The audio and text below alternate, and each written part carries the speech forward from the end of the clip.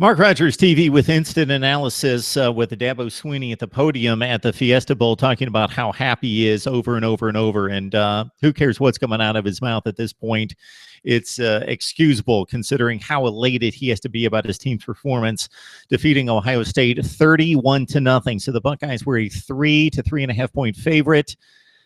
This we thought was going to be a great game, was going to be the game that Alabama and Washington was not. And if anything, it wasn't maybe as close as the first semifinal game. And we'll get to the semifinal games and what's happened to the college football playoff over the past 3 years in regards to bad football or mismatches since 2014. But let's talk about Clemson first of all. The defensive performance was dominant. It was exceptional. We know the offensive issues that Ohio State's had this season, particularly against the likes of Michigan and Penn State, that don't have the kind of front and the kind of athleticism up front that Clemson does, but still have very strong defensive fronts, and Ohio State could not move them out of the way. Basically couldn't protect J.T. Barrett, and that's when the Buckeyes have had issues, even against Northwestern.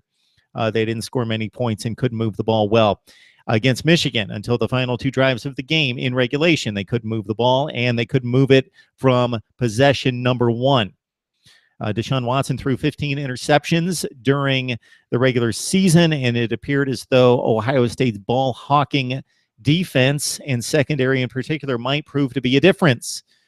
First offensive play of the game for Clemson, Gary and Conley with an exceptional play on Mike Williams. Interception put Ohio State in prime field goal range at least. Tyler Durbin, who was near perfect through the first 11 games of the season, 12 of 13 field goals, missed 2, what could have been crucial kicks against Michigan, and he missed these 2 in the first half against Clemson. So Ohio State had to be somewhat deflated considering that they could have had points on the board early against Clemson, and they failed because of their field goal kicker. So it could have been 3-0 Ohio State. It could have been a 7-6 game. Ohio State with 2 missed field goals. The defensive front was exceptional.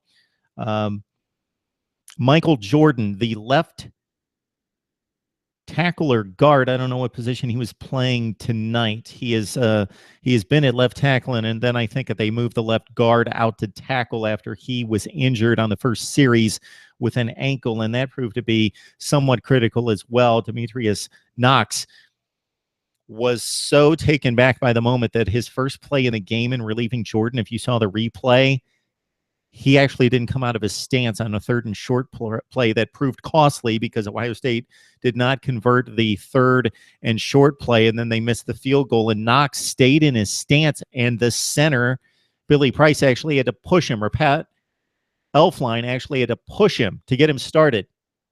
So it was that kind of night for Ohio State and getting manhandled all over the place in this one. Actually, if we were giving game grades, this is easy. Ohio State gets an F on offense.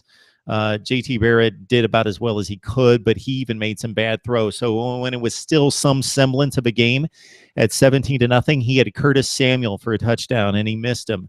And the ball was tipped, and it turned into an interception. Barrett played okay, but much like Jake Browning, he completed passes. I believe he was 19 of 33, but only about 130 yards passing for Barrett. So it shows that Ohio State couldn't throw it downfield, and even when they threw it in space underneath, Clemson defenders were just on him that quickly and not missing tackles. Farrell, the defensive tackle for Clemson, was out of his mind. Tremendous. May have been the player of the game. I'm sure that went to Deshaun Watson, but I don't know that he necessarily earned it. Benjamin Victor came into the game and actually caught what was a deep throw for Ohio State, because the passing game was limited tonight, as it's been all season since the Oklahoma game. Victor caught a slant, and they should have went back to him. He disappeared. We didn't see him forever until sometime in the 4th quarter when Ohio State was hopelessly behind. But Benjamin Victor was a highly sought-after recruit freshman who needs to get some playing time, because it appears as though he might be a playmaker for Ohio State in the future. Another play that was a backbreaker for the Buckeyes was when it was still 17-0. So it's probably not a winnable situation, especially with the offensive performance, but still logically with plenty of time left, they had Clemson down inside their own 5-yard line. They had a 3rd and 19, and Wayne Gallman ripped off a 22-yarder to push to the first down, and that had to deflate Ohio State. Ohio State's defense played well. They certainly played better against Deshaun Watson than Alabama's defense did last year. They picked him off twice. Malik Hooker made an exceptional pick in the end zone coming from the other side of the field. And generally, the run game was contained for the most part until it got out of hand. So don't look at the stats, even though we'll rip off 470 yards for Clemson, 215 for the Buckeyes. And the Tigers had 24 first downs to Ohio State's 9. But Ohio State's defense gave a B effort. They certainly were making tackles.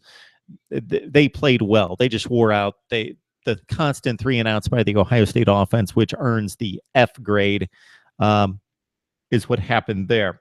Anything else of note? Ohio State, too many plays on the perimeter. So they were trying to get the ball outside to Curtis Samuel, and this Clemson defense was too quick and too fast, and Ohio State was not containing the edge. They were not sealing off the edges to get those kind of plays to work. And they were hitting a few plays straight at the Clemson defense. So think Mike Weber, the first couple times he got the ball, he hit it for 5, 10, 12 yards straight up the middle when he could keep a handle on the ball, and JT Barrett as well. But Ohio State continued to call plays to the perimeter. They would have a nice pickup on first down. They would have a 2nd and manageable, 2nd and 4, 2nd and 5. Then they'd throw a backwards pass off to the flank, and they continued to do that, and it wasn't working. Mike Weber, I know that he fumbled twice, but he needed to be more part of this offense.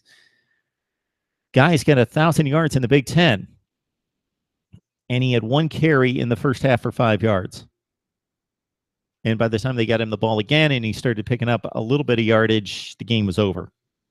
So didn't love the game planning for Ohio State, but that's not what lost the game. Clemson won the game. They were the better team by far. Now, if these teams play 10 times, does Clemson win 31-0 a bunch of times? No. But they're the better team, and they got the job done on this night. Ohio State, the youngest team in college football. So they should be back. Consider the coach, consider the recruiting base and the resources, and this particular group coming back. Ohio State will be fine for 2017 and beyond, with Oklahoma coming in for a game in Columbus on non-conference. But in the immediate landscape at Alabama and Clemson should be an interesting matchup in Tampa. The Crimson Tide should be about a touchdown favorite from what I hear. So again, we'll set it up all week as we typically do, and would love to hear from you on Alabama Clemson, or this Buckeyes lack of effort, or lack of execution, I should say, or the first semifinal game, which we detailed as well, Alabama 24-7 over Washington, right here on Mark Rogers TV.